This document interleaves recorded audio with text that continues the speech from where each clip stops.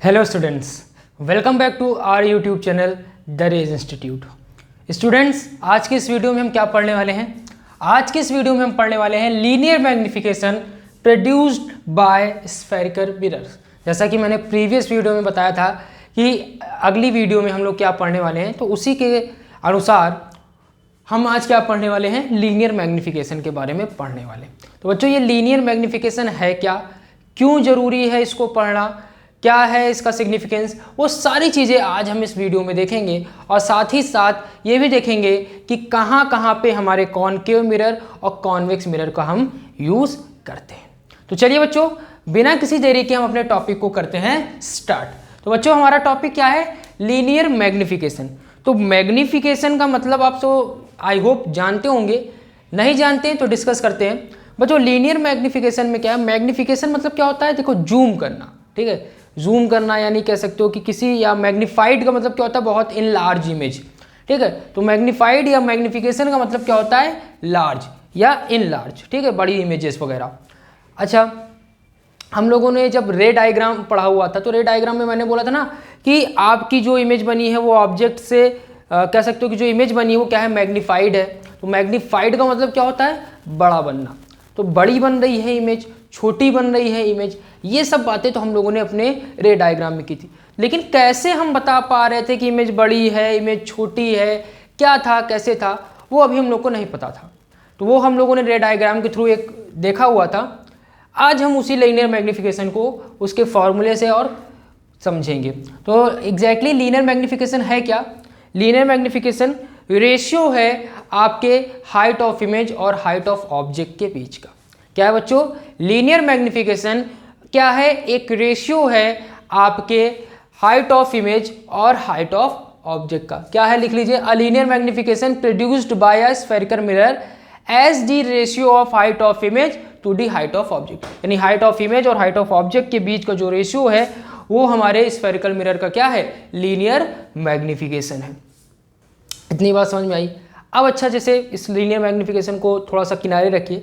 इसको बेसिकली अगर इस तरीके से समझा जाए, जैसे मैं कह दूं, ठीक है, अगर फिलहाल हंसीएगा नहीं, एक बात लेते हैं। अगर मैं कह दूं कि इस दुनिया का, ठीक है, देश का नहीं, इस पूरी दुनिया का सबसे मोटा आदमी मैं हूं, ठीक है, अगर मैं आपसे कहूं कि इस दुनिया का सबसे मोटा आदमी मैं हूं, तो आप मानोगे मेरी बात?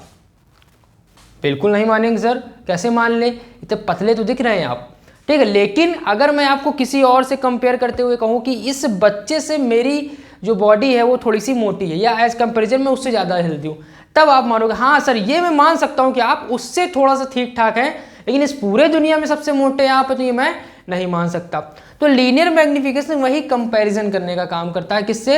हाइट ऑफ ऑब्जेक्ट और हाइट ऑफ इमेज की। यानी कि आपकी जो ऑब्जेक्ट है उसकी हाइट से कंपेयर किया जाता है इमेज की हाइट को, और उन दोनों को कंपैरिजन में हम किसका यूज़ करते हैं? जो हमारा मैथमेटिकल जो कह सकते हो ऑपरेशन, उसमें से हम रेशियो का यूज़ करते हैं, और वही जो रेशियो आता है वो हमारा कौन होता है? लीनियर मैग्निफिकेशन होता है। आई बात समझ में? एक और एग्जाम्पल समझते हैं। अगर मैं कह दूं कि ये जो मेरा मार्कर है बच्चों, ठीक है, अगर मैं कहूं कि ये जो मेरा मार्कर है, ये मार्कर सबसे बड़ा है। अगर मैं कह दूं कि ये मार्कर जिससे मैं लिख रहा हूं, ये मार्कर अभी तक का सबसे बड़ा मार्कर है। लेकिन अगर आप कहोगे कि कैसे मान लें सर इस बात को, हम किसके भी हाथ पे आप ये बात कह रहे हो, हम नहीं मानेंगे। तब मैं आपको ला के दिखाऊंगा एक छोटा मार्कर, मैं कह दूंगा कि इस मार्कर से मेरा ये जो मार्कर है वो बड़ा है। अब कहोगे हाँ सर, अब आपकी बात कुछ हजम करने लायक है, हजमोले की ज़रूरत नहीं है, मैं हजम कर सकता हूँ कि ये मार्कर आपका बड़ा है एज कंपैरिजन टू इस मार्कर के। तो यही कंपैरिजन की जब बात आती है तो हम रेशियो का यूज़ करते हैं, और यही जब हाइट और ऑब्जेक्ट के बीच का रेशियो होता है तो उसे ही हम क्या कहते हैं? लीनियर मैग्निफिकेशन कहते हैं। ठीक बच्चों, तो लीनियर मैग्निफिकेशन बहुत बड़ी चीज़ नहीं थी, सिंपल सी बात थी। क्या था? हाइट ऑफ इमेज और हाइट ऑफ ऑब्जेक्ट के बीच का जो भी रेशियो होता है वो हमारा क्या होता है? लीनियर मैग्निफिकेशन होता है। और यही सेम लीनियर मैग्निफिकेशन हमारे दोनों ही मिरर्स यानी कॉनकेव और कॉन्वेक्स दोनों के लिए ही होता है। तो आई होप यहाँ तक बात आपको बच्चों समझ में आ गई होगी। अब है क्या बच्चों? It is represented by small m। तो लीनियर मैग्नीफिकेशन को हम क्या करते हैं, स्मॉल m से डिनोट करते हैं। क्या करते हैं, स्मॉल m से डिनोट करते हैं, और हमारा ये जो है ये हमारे लीनियर मैग्नीफिकेशन का हो जाता है फॉर्मूला। क्या हो जाता है, फॉर्मूला। तो इसको कर लीजिए आप स्टामा। क्यों, क्योंकि ये लीनियर मैग्नीफिकेशन अभी बहुत काम आने वाला है हमारे आगे। तो जैसा कि मैंने बच्चों बताया कि लीनियर मैग्नीफिकेशन क्यों पढ़ रहे हैं, क्या ज़रूरत है कंपेयर करने की। सर अच्छा खासा तो कट रहा था, टाइम कट रही थी ये चैप्टर की बातें, लेकिन ये ज़बरदस्ती का एक टॉपिक क्यों आ गया। तो बच्चों इस टॉपिक के आने के पीछे का रीज़न क्या है कि जब हम न्यूमेरिकल्स करते हैं, ठीक है, तो जब हम न्यूमेरिकल्स करते हैं तो उस न्यूमेरिकल्स पे कभी कभी क्या होता है, आपको डिस्टेंस बिटवीन इमेज या डिस्टेंस बिटवीन ऑब्जेक्ट ये नहीं दिया है, ठीक है, या फिर आपको लीनियर मैग्नीफिकेशन केवल दे दिया है, आपसे कह दिया फोकस फाइंड आउट करो। तो उस सिचुएशन में ये जो फॉर्मूले हैं, ये जो लीनियर मैग्नीफिकेशन है, ये आपका क्या करता है, उस न्यूमेरिकल को सॉल्व करने में हेल्प करता है। ठीक, तो आई बात समझ में। तो अभी तक की आई होप बात आपको समझ में आ गई होगी। तो फटाफट इसका आप ले लीजिए स्क्रीनशॉट, फिर हम अपने लीनियर मैग्नीफिकेशन की कंडीशन की तरफ बढ़ते हैं। ठीक बच्चों, ओके। तो आई होप आप लोगों ने इसका स्क्रीनशॉट ले लिया होगा। इसे करता हूं मैं रफ। तो लेस लीनियर मैग्नीफिकेशन में यही छोटी सी बात थी, और कोई खास ज़्यादा इसमें बात नहीं है कि बहुत बड़ा टॉपिक हो, ठीक है। फिलहाल आपका ये डेफिनेशन वगैरह भी लिखने को बहुत नहीं आती है, आपको केवल फॉर्मूले को ध्यान में रखना है और कुछ नहीं। तो बच्चों लीनियर मैग्नीफिकेशन में आपकी 3 कंडीशन है, ठीक है। जैसा कि मैंने भी आपको बताया कि कभी कभी आपके न्यूमेरिकल्स में केवल और केवल आपको लीनियर मैग्नीफिकेशन की वैल्यू दे देगा। अब आप उस लीनियर मैग्नीफिकेशन की वैल्यू देखने के बाद आपसे पूछ लेगा कि बताओ इमेज बड़ी है, ठीक है, इमेज बड़ी है कि आपका ऑब्जेक्ट बड़ा है, ये वाली सिचुएशन। तो उस कंडीशन में आप कैसे बताओगे कि कौन बड़ा है कौन छोटा है, उसके लिए हम इन 3 कंडीशंस को देखते हैं। तो सबसे पहली कंडीशन क्या है बच्चों, यहाँ पे हम शुरुआत करते हैं कि जब आपका लीनियर मैग्नीफिकेशन इज इक्वल हो 1 के। क्या है बच्चों, जब आपका लीनियर मैग्नीफिकेशन होगा इज इक्वल 1 के, तब आपका इमेज बड़ा होगा कि ऑब्जेक्ट बड़ा होगा, ये देखते हैं। तो m इज इक्वल 1। तो इसमें आपको याद रखना है कि व्हेन इमेज इज मैग्नीफाइड और इन लार्ज, ठीक है, size of image is greater than the size of the object, sorry equal to the size of the object. अब क्या है, देखिए बच्चों एक चीज़ और समझ लीजिए, अभी हो सकता है मे भी कुछ लोगों को बात समझ में आई थी कि मैग्नीफिकेशन का जो सिंपल सा मतलब है या शॉर्ट टर्म में उसके सेंस की बात की जाए तो उस सेंस की बात करते हैं तो होता क्या है कि मैग्नीफिकेशन मीन्स साइज। क्या है, मैग्नीफिकेशन दैट मीन्स साइज, किसकी साइज बड़ी है किसकी साइज छोटी है उसकी बात कर रहे हैं, ठीक है। तो अगर यहाँ पे लीनियर मैग्नीफिकेशन 1 के इक्वल आ रहा है तो आपको बतानी है कि साइज किसकी बड़ी है, ऑब्जेक्ट की कि इमेज की, ठीक है। तो इसको चेक करने के लिए हम क्या करते हैं, इसको चेक करने के लिए हम यहाँ पे एक काम करते हैं। हमारा linear magnification is equal formula क्या होता है, हाइट ऑफ इमेज अपॉन में height of object. m is equal क्या है, 1 है, तो 1 is equal height of image upon में हाइट ऑफ ऑब्जेक्ट। क्रॉस करते हैं तो क्या आ जाएगा, height of object is equal height of image. एक कंडीशन हमको ये मिल गई क्या, कि अगर लीनियर मैग्नीफिकेशन हमारा 1 के इक्वल है, ठीक है। इस सॉल्यूशन तो मैंने किया, जो इस सॉल्यूशन से किस कंक्लूजन में हम पहुंचते हैं, इस कंक्लूजन पे पहुंचते हैं कि अगर हमारा लीनियर मैग्नीफिकेशन 1 के इक्वल है, यानी हमारे लीनियर मैग्नीफिकेशन की वैल्यू 1 के इक्वल है, तो क्या होगा, हमारा हाइट ऑफ इमेज और जो हाइट ऑफ ऑब्जेक्ट है वो दोनों इक्वल होगा। क्या होगा, आपका हाइट ऑफ इमेज और आपका हाइट ऑफ ऑब्जेक्ट जो होगा वो दोनों ही आपस में इक्वल होंगे। आई बात समझ में। तो पहली कंडीशन क्या है, पहली कंडीशन ये है कि अगर आपका लीनियर मैग्नीफिकेशन की वैल्यू 1 के इक्वल है, इसका मतलब क्या है, ये आपकी ऑब्जेक्ट की हाइट और आपकी इमेज की हाइट दोनों की हाइट क्या होगी, बराबर होगी। ठीक बच्चों, चलो सेकंड कंडीशन की तरफ चलते हैं। सेकंड कंडीशन की तरफ चलते हैं कि अगर आपके लीनियर मैग्नीफिकेशन की वैल्यू 1 से बड़ी है, क्या है, सेकंड कंडीशन है हमारी कि अगर हमारे लीनियर मैग्नीफिकेशन की वैल्यू 1 से बड़ी है तब आपका इमेज बड़ा होगा कि आपका ऑब्जेक्ट बड़ा होगा, वो देख लेते हैं। चलिए तो देखते हैं। तो इसको समझने के लिए कहानी ले लेते हैं, इसको समझने के लिए कहानी क्या ले लेते हैं, कि अगर मान लेते हैं कि हाइट ऑफ इमेज आपका कितना दिया गया है, 10 दिया है, और हाइट ऑफ ऑब्जेक्ट आपको क्या दिया गया है, 5 दिया गया है। ठीक है, अब यहाँ पे देख के आपको पता चल रहा है। अब मैग्निफिकेशन की बात की जाए तो m इज इक्वल 10/5 और m इज इक्वल 5 2 ज़ा 10, 2 आ गया। तो इस 2 से हमें क्या पता चल रहा है कि लीनियर मैग्निफिकेशन की वैल्यू 2 से बड़ी है। ठीक है, ये पता चल गया इस कंडीशन से।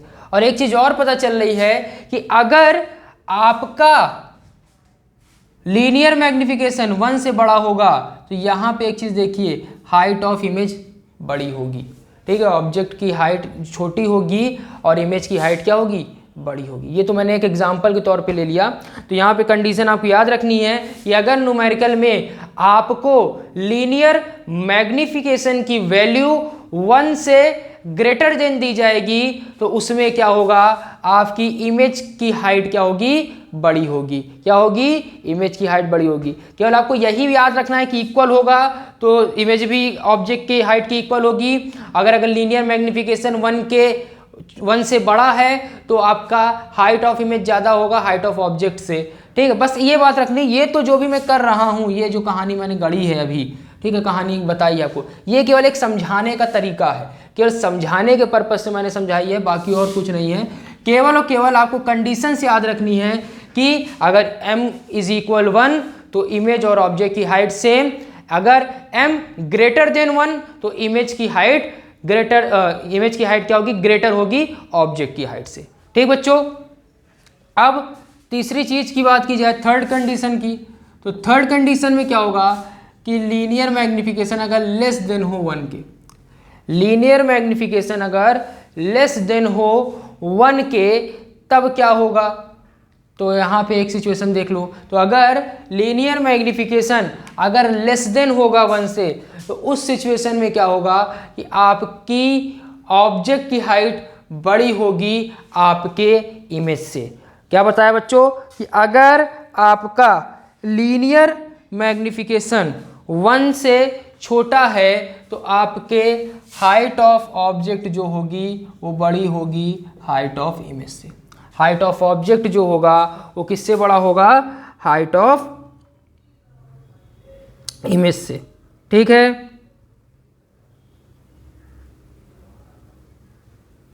आई बात समझ में बच्चों? आई होप यहां तक कहानी आपको समझ में आ गई होगी। तो बस बच्चों, आपको यही 3 कंडीशन दिमाग में रखनी थी। ठीक है, एक बार फिर से इसको रफ करता हूं और देखिए क्या है कि अगर लीनियर मैग्निफिकेशन की वैल्यू, ठीक है, रिवाइज करते हैं हम लोग इसको, क्या है कि अगर लीनियर मैग्निफिकेशन की वैल्यू 1 के इक्वल है तो हमारा height of object is equal होगा हाइट ऑफ इमेज के। सेकंड क्या पढ़ा हम लोगों ने, अगर हमारे लीनियर मैग्निफिकेशन की वैल्यू 1 से बड़ी है तो हमारा हाइट ऑफ इमेज जो होगा वो बड़ा होगा हाइट ऑफ ऑब्जेक्ट से। थर्ड कंडीशन क्या पढ़ी, थर्ड कंडीशन पढ़ी कि अगर हमारा लीनियर मैग्निफिकेशन 1 से छोटा है तो हमारा height of object is greater then height of image, तो हमारे हाइट ऑफ इमेज से बड़ा होगा। बस आपको यही कंडीशंस दिमाग में रखनी है। और अगर गलती से, ठीक, गलती से का मतलब है कि अगर न्यूमेरिकल में आपसे पूछता है कि लीनियर मैग्निफिकेशन ये है तो बताओ आपका इमेज बड़ा होगा कि ऑब्जेक्ट, तो आप इस कंडीशंस के थ्रू आप आसानी से बता सकते हो। ठीक बच्चों, आई होप यहाँ तक की जो राम कहानी थी वो आपको अच्छे समझ में आ गई होगी। बहुत साधारण सा, बहुत ही सिंपल सी कहानी थी। आई होप यहाँ तक कहानी आपको समझ में आई होगी।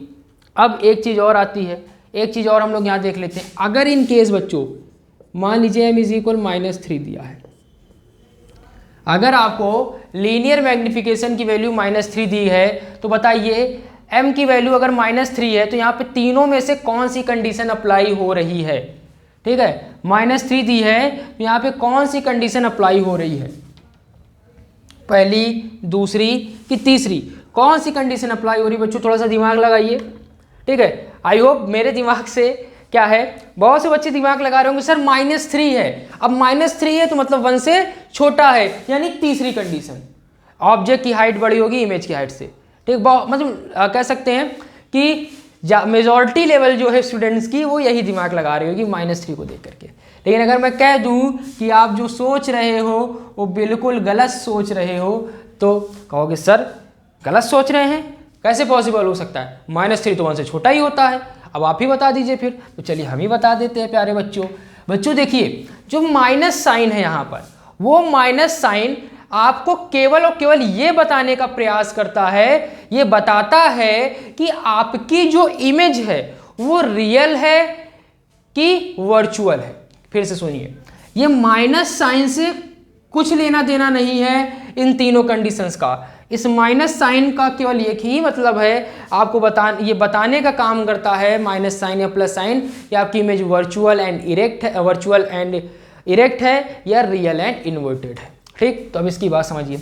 अगर मैं इस माइनस साइन को हटा दूं तो m = 3, m = 3 का मतलब क्या है, लीनियर मैग्निफिकेशन आपका 1 से बड़ा है। तो कंडीशन कौन सी आएगी, ये बिल्कुल सही। तो सेकंड कंडीशन आने वाली है, यानी कि अगर आपको माइनस में कोई नंबर लिखा है तो आपको माइनस साइन को बिल्कुल नहीं देखना है, आपको केवल नंबर पर फोकस करना है। उस नंबर के हिसाब से इन तीनों कंडीशन से कंपेयर कराना है।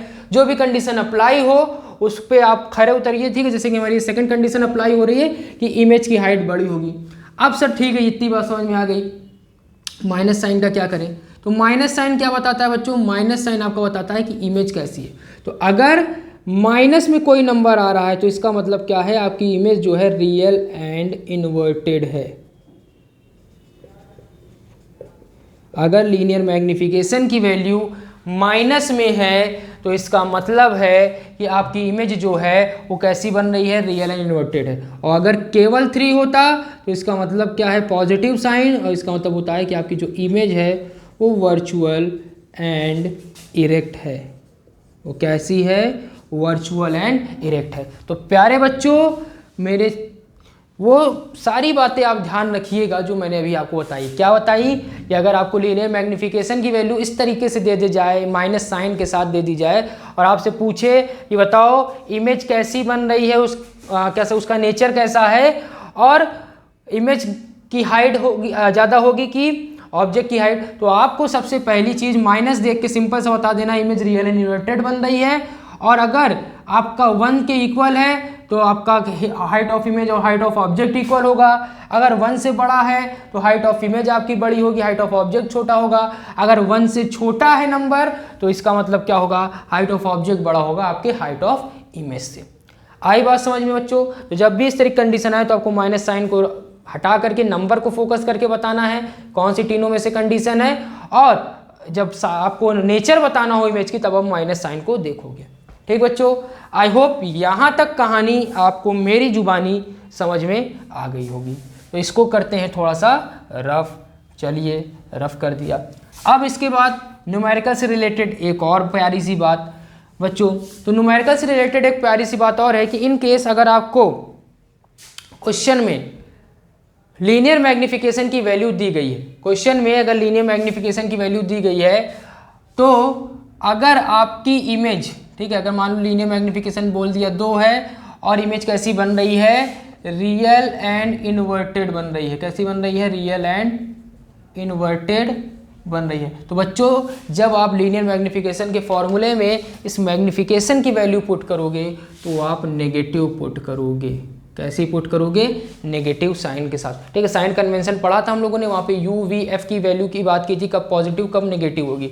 उसी तरीके से एक तरीके से यहाँ पे भी देख लिया जाए तो यहाँ पे भी क्या होता है कि अगर आपको लीनियर मैग्निफिकेशन की वैल्यू दी गई है और बोल रहा है कि इमेज जो बन रही है, इमेज जो फॉर्म्ड हो रही है वो रियल एंड इन्वर्टेड है, तो आप लीनियर मैग्निफिकेशन की वैल्यू हमेशा नेगेटिव पुट करोगे।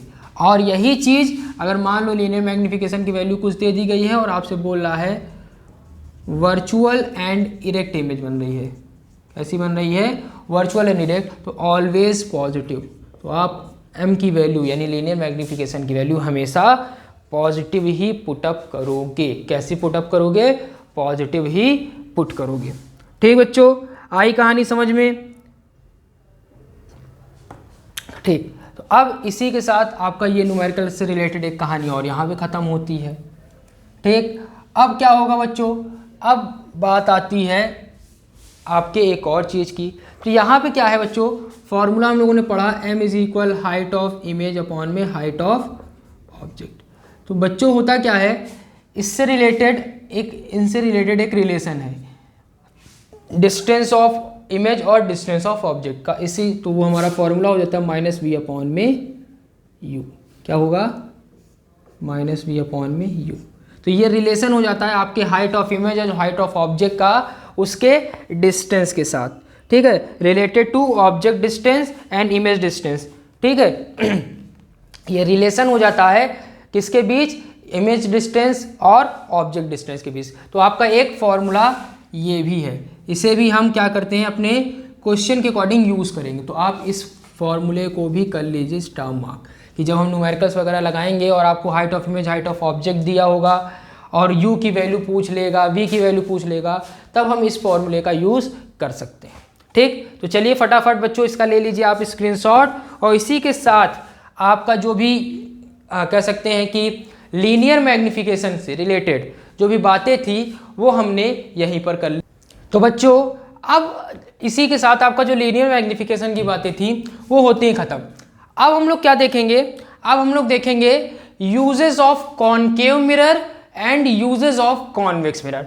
तो कॉनकेव मिरर का तो यूजेस ज़्यादा है, कॉन्वेक्स मिरर के यूजेस थोड़ा सा कम है, क्योंकि वो डाइवर्जिंग मिरर है, ठीक है। और हमारा जो कॉनकेव मिरर है वो हमारा कन्वर्जिंग मिरर है, तो उसके कुछ यूजेस आपको ज़्यादा देखने को मिलेंगे। तो सबसे पहले कुछ यूजेस की बात करते हैं, तो हमने यहाँ कुछ यूजेस आपको लिखे हुए हैं, देखते हैं। पहला क्या है, used in torches, search light and headlight of vehicles. बच्चों जो आपका कॉनकेव मिरर होता है वो क्या करता है, लाइट्स को कन्वर्ज करता है, इसीलिए torch, search light, headlight of vehicles वो क्या करती है, आप लोगों ने देखा हेडलाइट, व्हीकल्स की हेडलाइट जो होती है स्ट्रेट होती है और एक जगह पे जाके मिल जाती है।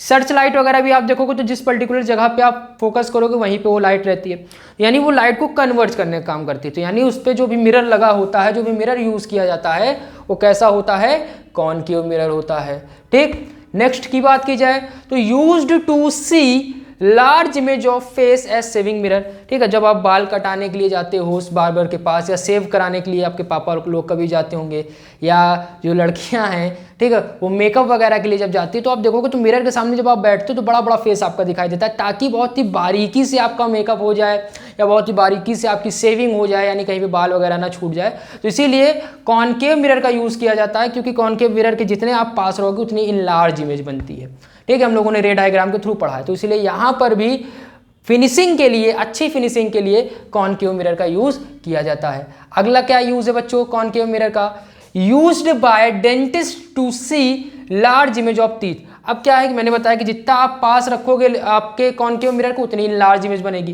जो डेंटिस्ट होते हैं उनको भी इमेज यानी दांतों में, वो देखा होगा आप लोगों ने, वो एक पर्टिकुलर एक डिवाइस होता है उसको डालते हैं और चेक करते हैं कि दांत आपका क्या प्रॉब्लम है, ठीक है। तो उसमें भी जो आपका मिरर यूज होता है वो आपका कैसा मिरर होता है, आपका कह सकते हो कॉनकेव मिरर होता है, ठीक है।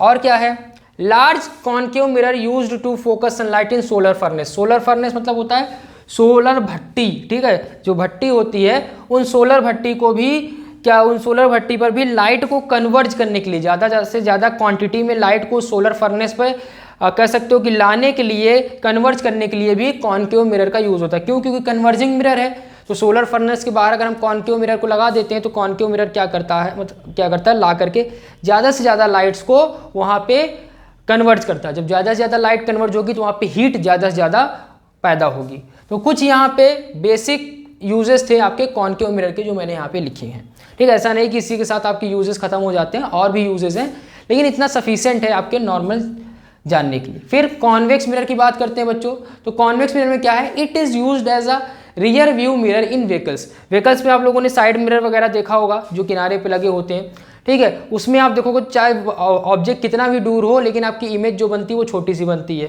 ठीक है। हम लोगों ने यही पढ़ा है रे डायग्राम के थ्रू कि कहीं पर भी इमेज हो इतनी ही इमेज बनेगी ऑब्जेक्ट और मिरर के बीच में, और स्मॉल इमेज बनेगी।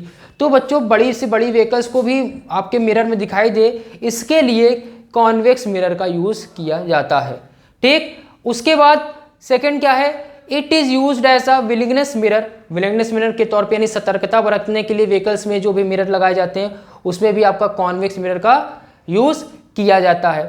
और and third and last convex mirror का यूज जो हम यहाँ पे लिखा हुआ है वो क्या है, it is used as a reflector in street light. Street light यानी सड़कों पे आप लोगों ने जो लाइट वगैरह देखी है, तो वो लाइट्स क्या करती हैं, लाइट को कन्वर्ज करती है, चारों तरफ फैलाने का काम करती हैं।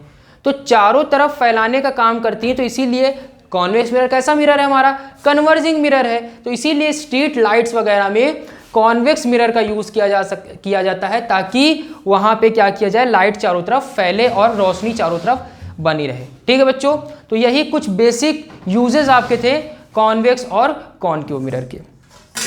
तो बच्चों इसी के साथ जो हमारा रिफ्लेक्शन जो टॉपिक था वो आज इस यूजेस के साथ खत्म होता है। आई होप आज के टॉपिक जो भी मैंने आपको पढ़ाए हैं वो टॉपिक आपको अच्छे समझ में आ गए होंगे, linear magnification and uses of spherical mirrors. ठीक, नेक्स्ट वीडियो में बच्चों अब हम लोग पूरा का पूरा कंसंट्रेशन किस पे करेंगे, रिफ्रैक्शन पर करेंगे। ठीक है, तो रिफ्रैक्शन में भी वो सारी चीज़ें चलेंगी जैसे हम लोगों ने रिफ्लेक्शन के केसेस में सारी चीज़ें पढ़ी हैं, रे डायग्राम, यूजेस, लीनियर मैग्निफिकेशन। उसी तरीके से रिफ्रैक्शन क्या होता है, लेंस पढ़ेंगे, और भी बहुत से जो टॉपिक्स हैं उनको हम अपनी आने वाली वीडियोस में, अपकमिंग वीडियोस में कवर करेंगे। तो आई होप बच्चों यहाँ तक की वीडियो में जो भी चीज़ें मैंने आपको पढ़ाई हैं वो बिल्कुल अच्छे से आपको समझ में आ गई होंगी। तो बच्चों वीडियो अगर पसंद आई हो तो वीडियो को लाइक करें, वीडियो को शेयर करें, इसी तरीके से हमारे साथ जुड़े रहें और पढ़ते रहें। Thank you so much.